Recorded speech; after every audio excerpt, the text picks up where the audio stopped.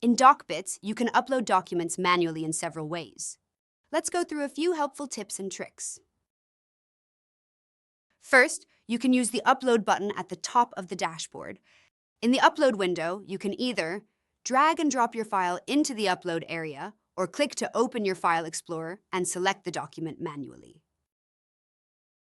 In this window, you can also choose whether you want to manually classify the document. If you toggle this on, you can select exactly what the document should be classified as. If it's turned off, DocBits will classify the document automatically. Once everything is set, click Upload. You can also upload a document simply by dragging and dropping it anywhere onto the dashboard. When you do this, DocBits will automatically classify the document for you.